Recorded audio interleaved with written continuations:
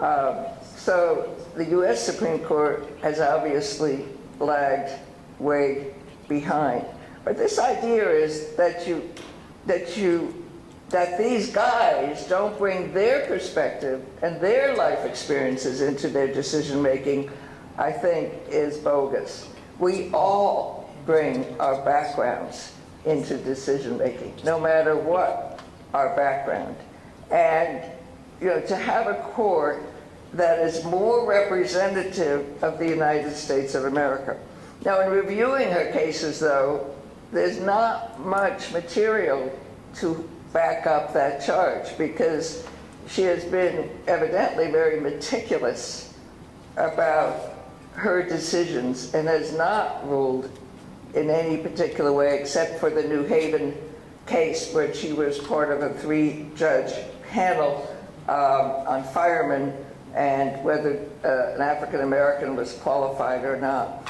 But, I think a particular perspective is only dangerous when it is the only perspective. I think the mix of perspectives is what is healthy for a democracy. And that is why I think we need a Supreme Court that makes that kind of a difference. But Kesha, let me ask you, what were your thoughts when you've got your mic attached to it? Is it working? I think that's, I don't know if I need to talk. Both mics are working. What were your thoughts when you heard about her appointment? I was thrilled. I have to agree that that identity clearly shouldn't color one's decision in ways that deviate from being meticulous as a judge overall. But as a person of color, as a woman of color myself, it really meant a lot to me to know that a woman of color would be on the Supreme Court potentially if she's confirmed. And I mean, I always look to you for your wisdom about what that's meant for Justice Ginsburg, for Justice O'Connor. You bring up amazing points about, what the kind of things that women think about, and I've recognized that in my own experience. If I could take this opportunity, now that I am talking, to just thank you again for inviting me, and say to the audience how much I appreciate the inspiration and wisdom that comes from Governor Kunin, just because her career in encouraging and supporting women has spanned from women her own age and even older to someone who's 22 years old here at the University of Vermont, and it's really, really amazing. Well, thank you. I don't know if I'll get the opportunity to say that, but I try to say it whenever we're together. Thank you. You are amazing. But back to the subject at hand. I enjoyed reading your column in the Huffington Post about that, and I do think that it's brave and it's important for a woman of color to bring up why her identity matters in politics. I feel like there are times when I've mentioned that and not known exactly how to frame it in a way that wouldn't make people recoil. So perhaps it made some people recoil hearing her talk about it more openly, but it was really important. It was a really important conversation to get on the table, that it does change your perspective. Yeah, and I think in addition to being a woman of color, regardless of what color she were, the fact that she grew up with a single mother, the fact that she really is a self-made person, that she's lived the American dream, I mean, that's a powerful story. Whereas the rest of the court has led pretty predictable, privileged lives. So just entering that experience, and it's, it's just a marvelous success story. Right, exactly. Her mother, in fact, the way she thanks her mother, and it was just beautiful, I thought. It is. I don't know if it was the case when everybody was in school, but being in the political science department and taking classes on the court system, you hear pretty early on that it's cut and dry in textbooks that there are people at the bottom of the power totem pole when they enter the courtroom. And those are often people who are considered indigent, people of color, women, people who don't have the resources to be necessarily well represented or have navigated the legal system before. And I don't think that's simply because of the way the courtroom dynamics work more generally, but there is a identity to a courtroom, and having someone like that changes that, perhaps will change that textbook example. But since this is an alumni reunion, can you say anything about what experiences you had at UVM that prepared you for what you're doing now? Yeah.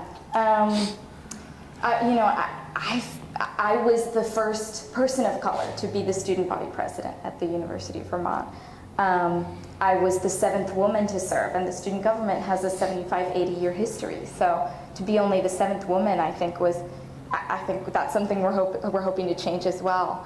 But I noticed even at that microcosmic level, the differences in being a woman. I assumed the role of president right as we were dealing with the aftermath of the death of Michelle Gardner Quinn, who some of you may know was abducted and subsequently raped and killed. And a lot of the males on student government, I was in a 7-way race as well with six males, I believe, and if one of them had won, I can imagine that things might be different, because they were all chiming in how we should be dealing with this on campus by saying, we need more emergency systems in place, we need more lighting. Some of you may have come to campus and noticed blue lights. So, if you're being stalked by somebody, if you feel like you're in danger, you can press a button at a light that's blue and contact a police officer on campus. Now, those are important things as far as our infrastructure goes, but it doesn't get at the fabric of our institution. It doesn't really get at the ways that we can be reaching out to males, who are predominantly the ones committing this violence, and changing the pattern of behavior so that we're not accommodating a sick society, but rather changing the society itself. So we started programs to educate males, to do more outreach from the student side, from peer-to-peer behavior on, and I sort of used all of the young men who had so much energy to try to solve this problem to actually talk to their peers, other men, not think, what can women do to be safer? And I think that was incredibly important. And whereas they were looking at lighting and infrastructure, I was looking at how can we use this as a time and a place, a teachable moment, to change the very institution that we're in and the way people think about women's safety. That's interesting. Yeah, it's a harder task. It is, and I took a lot of heat at the beginning. I've been so happy to draw on your inspiration and the inspiration of women like Judge Sotomayor, because it's sometimes you can't even put to words feelings of being questioned or being thought less of, or having your decisions challenged maybe that much more because you're a woman, because you don't have as much credibility just by your identity in society. What made you decide to run? That's a question I ask in my book. How can we encourage women like Kesha? And so what was it for you that sort of pushed the button and said, hey, I'm going to jump in and do this? Well, is it cheating if I say you were a big part of it? No, but you did. You were. As you mentioned briefly, we first met when you were talking to young women about your book. And I wrote about this for part of an essay for the Women's Center magazine. But I sat in that room, and it hadn't really been brought home to me. I had worked in Washington for Senator Dianne Feinstein. I had worked with other women in politics, and I kept hearing from them, women often feel unqualified. They feel like they need 10 times more experience and a lot more time in the field or making decisions to feel like they're qualified to run for office. And that hadn't necessarily hit home for me until we're sitting in a room with 10 other young women who were, doing their clinicals in Fletcher Allen, or teaching in the local schools, or working